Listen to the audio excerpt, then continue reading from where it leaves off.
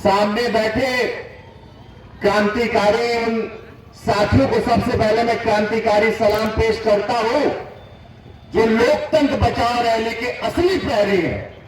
आप ही के कारण हिंदुस्तान में आम आदमी पार्टी ने जिस तरीके से फतह हासिल की और आज जब देश संकट में है, देश के नेताओं को, राजनीतिक दलों को सीबीआई और ईडी के माध्यम से दबाकर अपने मन हिसाब से देश की सरकारों को चलाने का काम जो सरकार कर रही है उसके खिलाफ आप खड़े हुए हैं। उसके लिए मैं आपको साधुवाद करता हूं, अभिनंदन करता हूं। मंच पे आसीन हम सबके आदरणीय दिल्ली विधानसभा के मुख्य सचेतक दिलीप पांडे जी, दिल्ली के लोकप्रिय विधायक हाजी यूनुस साहब, उत्तर प्रदेश आम आदमी पार्टी के प्रदेश अध्यक्ष हम सबके बड़े भाई सबाजीत सिंह जी, प्रांत अध्यक्ष, और आपकी अगुवाई में इतना शानदार कार्यक्रम हो रहा है, सुमेन ढाका साहब, साथ ही मीनाक्षी श्रीवास्तव जी, नीलम यादव जी, अंकित परिहार जी, विनय पटेल जी, वंशराज दुबे साहब, कमांडो साहब, अंजनी मिश्रा जी, मेरठ जनपद के जिलाध्यक्ष अंकुश भाई, प्रांत कमेटी हमारे तमाम साथी और इस प्रांत के अंतर्गत आने वाले सभी जिलों के सम्मानित अध्यक्षों का मैं स्वागत और अभिनंदन करता हूं।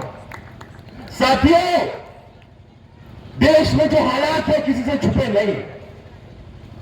जब कोई व्यक्ति देश के लोगों की आवाज को बुलंद करता है तो उसकी आवाज को दबाने के लिए, उसकी आवाज को कम करने के लिए जेल और मुकदमों से डराया जाता है।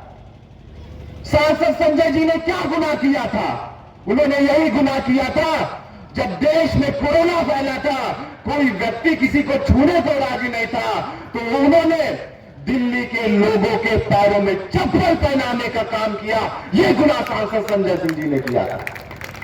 जब देश में कोरोना की महामारी थी, अपने परिवार के लोगों से कोई बात नहीं कर रहा था, कहीं हम भी कोरोना से ग्रसित ना हो जाए, छूने को मंजूर नहीं थे। ऐसी स्थिति में सड़कों में भाग भाग कर उनको डर दिलाने का कोई काम कर रहा था। उस व्यक्ति का नाम सांसद संजय सिंह जी है। यह गुनाह है उस व्यक्ति का। जिस तरीके से देश में तमाम समस्याओं पे सदन के पदन से अपनी आवाज को बुलंद करने का काम किया सांसद संजय सिंह से, इस बात से भारतीय जनता पार्टी नरेंद्र मोदी जी डरे हुए हैं। वो नहीं चाहते कि सदन में कोई ऐसी आवाज उठे जो उनसे सवाल करे। वो वक्त आपने देखा होगा कि संसद के अंदर देश के प्रधानमंत्री नरेंद्र मोदी जी बोल रहे हैं। देश के प्रधानमंत्री के सामने विरोध का सर पहला कोई गूंजा तो सांसद संजय सिंह जी के रूप में गूंजा और उन्होंने बोला, मोदी अडानी भाई भाई देश बेच के खाई मलाई। नरेंद्र मोदी की आवाज को दबाने का काम किया अपने इरादे से। उसके बाद तमाम विपक्ष के सांसदों ने उस नारे में लहताल मिलाई और सांसद संजय सिंह जी की आवाज को बुलंदी मिली और देश के प्रधानमंत्री की आवाज दब गई। तब से देश के प्रधानमंत्री नरेंद्र मोदी जी डरे हुए हैं। वो जानते हैं कि अगर सदन में कोई हमको घेरेगा, सड़कों पे अगर कोई हमको घेरेगा तो वो केवल एक राजनीतिक दल है, आम आदमी पार्टी, और एक नेता है संजय सिंह। मणिपुर अगर वो सवाल उठाते हैं तो उनको दुख होता है कि मणिपुर पे क्यों सवाल उठा रहे हैं, उनको सस्पेंड कर दिया जाता है। अभी उत्तर प्रदेश की राजधानी लखनऊ में 69,000 शिक्षक भर्ती जिस तरीके से संघर्ष कर रहे हैं, देश की बेटियां राजधानी पे सड़कों पे मार खा रही हैं, मुकदमे हो रहे हैं उन पर, लेकिन देश के और प्रदेश के जो हमारे मुख्यमंत्री हैं योगी आदित्यनाथ, उनसे मिलने का समय नहीं है। यह हमारी माताएं बहनें बैठी है, घरों को चलाना मुश्किल हो गया है, लेकिन राजस्थान में भारतीय जनता पार्टी सिलेंडर के दाम 450 कर देती है। ये सरकार ठगों की सरकार है, यह अडानी की सरकार है, ये मित्रों की सरकार है। जब इनकी मित्रता के पे सवाल आप करेंगे, जब इनके मित्रों के भ्रष्टाचार को उजागर करने का सवाल करेंगे, तब ये आपको जेल के माध्यम से अंदर कर देंगे। लेकिन भारतीय जनता पार्टी ये भूल गई है, ये आम आदमी पार्टी है, आंदोलन के कोख से निकली हुई राजनीतिक दल है, जिसका जन्म ही संघर्ष से हुआ है। जंतर मंतर में संघर्ष करते हुए लोगों की आवाज को बुलंद करते हुए इस पार्टी का जन्म हुआ है, और इसी का परिणाम था कि इस तेजी से आम आदमी पार्टी राष्ट्रीय पार्टी बन गई।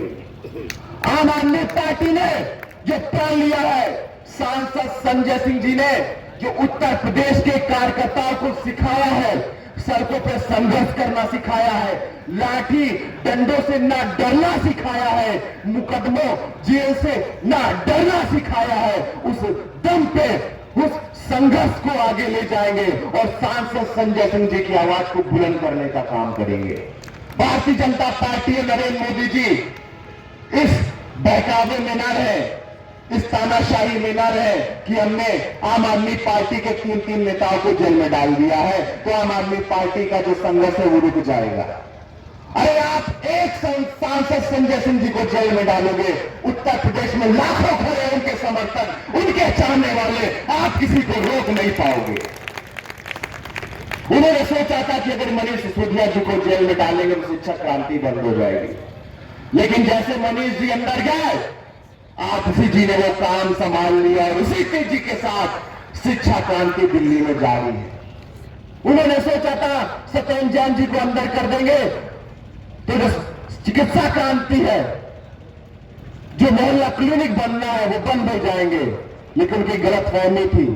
उनके बाद सौरभ भारद्वाज जी ने वो काम संभाल लिया, उसी तेजी से साथ काम हो रहा है। तो देश के प्रधानमंत्री जी इस बहकावे में ना रहे कि अगर वो नेताओं को जेल में डाल देंगे तो आम आदमी पार्टी दब जाएगी। हम ना डरेंगे, ना झुकेंगे, ना टूटेंगे, क्योंकि आंदोलन ही हमारी उपज है, आंदोलन से हम लोग पैदा हुए हैं। और सांसद संजय सिंह जी के हम मार्गदर्शन में उत्तर प्रदेश में काम करते हैं और उन्होंने हमेशा मार्गदर्शित हम लोग को करते आए हैं। उन्होंने बोला है इन जेल से कभी नहीं डरना, आप लोग को इन मुकदमों से कभी नहीं डरना। तानाशाही तो हिटलर की भी नहीं चली, आज हिटलर को कोई पूछने वाला नहीं है। तो इस तानाशाही के खिलाफ हम सबको एकजुट होना है, इस तानाशाही के खिलाफ एकजुटता के साथ संघर्ष करना है। और जो 21 तारीख से आम आदमी पार्टी पूरे उत्तर प्रदेश में अभियान चला रही है, सांसद संजय सिंह के गिरफ्तार हुए हैं, इस अभियान को आंदोलन के रूप में जन जन तक पहुंचाना है। क्योंकि जो हमारे जो तमाम मीडिया चैनल है वो गोदी मीडिया हो गई है, उसके लिए मोदी जी की वाहवाही करना उसका धर्म हो गया, उसका कर्म हो गया है। इस दौर में जब देश में अघोषित आपातकाल लगा हो, मीडिया आपकी खबरों को ना दिखा रहा हो, शासन प्रशासन आपको दबा रहा हो, इस दौर में संघर्ष ही हमारा एकमात्र साधन है और इस साधन के माध्यम से संघर्ष करेंगे। और आने वाले दिनों में जब जनता के बीच हम अपनी बात पहुंचाएं तो बताएं किस तरीके से लोगों को परेशान करने का काम ये सरकार कर रही है, जो जनता की आवाज को बुलंद करती है, जो जनता की आवाज को मजबूती से रखने वाली आवाजों को जेल में डालने का काम करती है। तभी सत्ता से बेदखल होंगे, तभी इस देश में सुशासन आएगा। बहुत बहुत शुक्रिया, बहुत बहुत धन्यवाद। इंकलाब जिंदाबाद।